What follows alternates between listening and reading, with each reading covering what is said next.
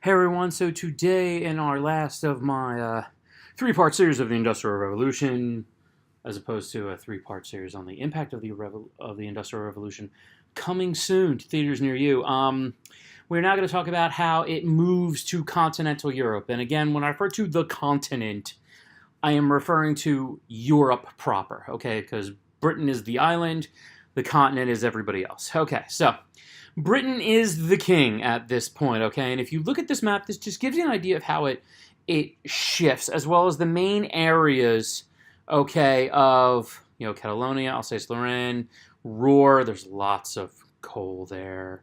And these are the main areas where you're going to see this industrial happen and when it will occur, okay? Now, there were some general issues on the rest of the continent as why weren't these guys up with Britain, okay? Number one, river transport was not developed or road and river transport not developed nearly as well. And even where they had roads and other transportation systems, they often had like expensive tolls and stuff like that actually really didn't make it worth it for you to travel to do all that trade. And the roads were bad and it was dangerous, so that's not good. Um, Guilds still did control much of the modes of production, which in many of these areas that prevented the factory system from ever really occurring. So you really didn't get that opportunity. There were a lack of entrepreneurs.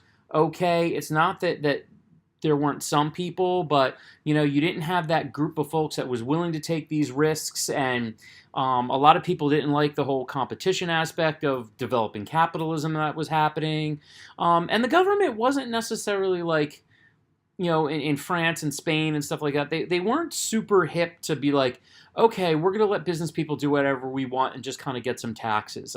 Government was used to, in the lower countries here, just in general, not the low countries, that's over here, but like France, Spain, Portugal, Italy, all these places, they really weren't hip to this whole laissez-faire thing. They were typically more involved in heavy regulation. And so all of those things really didn't allow for industrialization to happen. All right. And part of it is that Britain just does not want to share, okay? They don't want to allow their people to go over. They want to keep the dominance to themselves. They'll actually pass laws specifically that artisans weren't allowed to leave their country, and that lasted until 1825. They had laws that said there's to be no export of machinery. So, like, you couldn't export machinery to other countries because that would develop more competition. Now, most of these laws actually don't work in the long run because people are like, yeah, I'm going to do whatever I can do. In fact, by 1825, over 2,000 British mechanics were on the continent, and the methods in building these machines were actually happening. And France and Germany and the German states will actually like respond, be like, oh, really? And they'll actually start to open up some schools to get people trained, which is really important. I'll talk about tech schools and stuff like that in a minute. So that will start to change because really the big deal is the rest of the countries of Europe see the dominance of Britain, they see the growth of Britain, they see the wealth of Britain, and they want to do that. And so they're going to finally get on the horse. Okay, and so the continent is going to make some changes, okay? First and foremost would be government involvement now on the positive end. Okay, first and foremost, they're going to provide grants for people to go to places like tech schools, and this is really important. I think in the United States we should have more money into tech schools. That's a different time, but I'm just going on the record for saying that.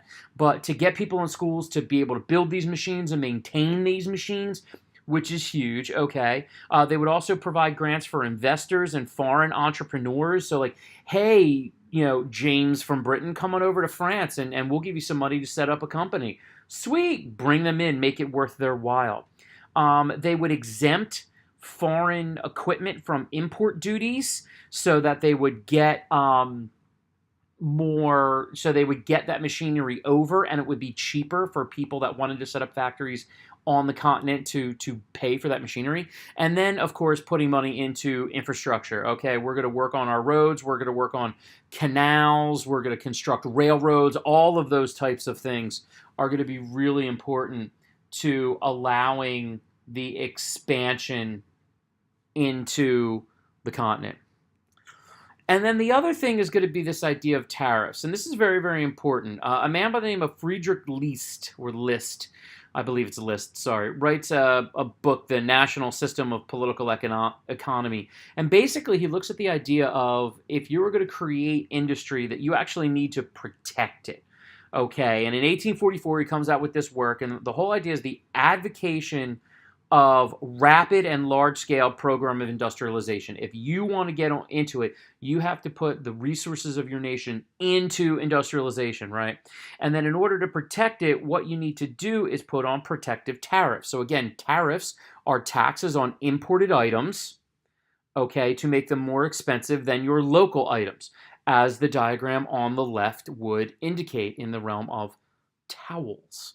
Okay, and the reason, the idea for that is that Britain, because this is happening 1840s, 1850s, 1860s, the British had started to industrialize in like 1770, so they had tons of cheap goods that could basically flood anybody's markets, and so you have to bump them up. Now, there is a danger here, though, okay?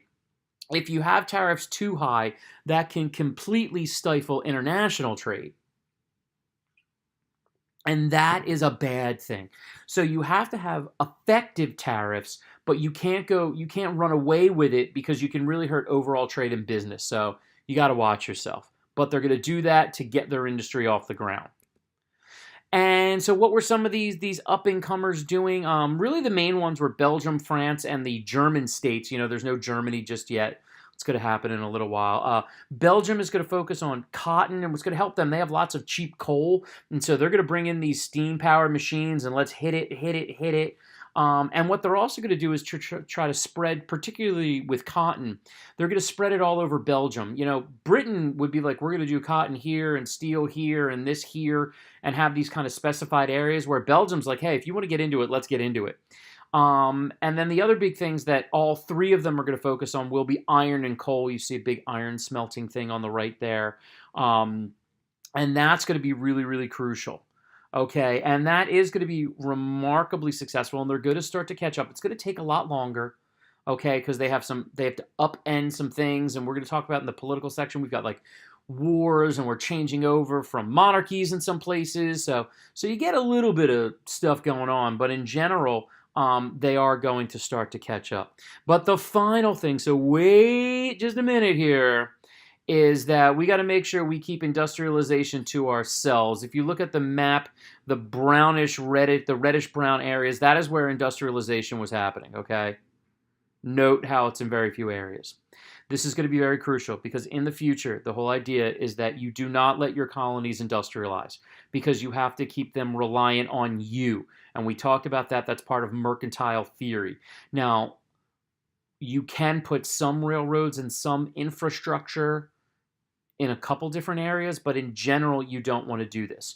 You're like, well, wait, why don't you want to do this? Because again, you need to keep yourself, you can't let them develop business, you can't let them develop independence, because then they can lose places like the British lost the American colonies, okay?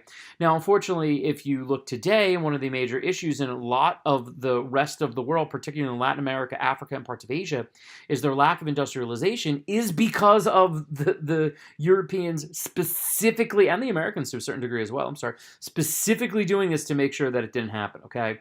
And that's going to have some negative, some big-time negative things happen in the future. But for Britain, man, they're just going to go on a run, okay? On a run. And what's important is that that industrial run is eventually going to let them to take over pretty much the entire world, all right? So that finishes up this series here, and we'll get going with the next videos and see what the impact of industrialization is.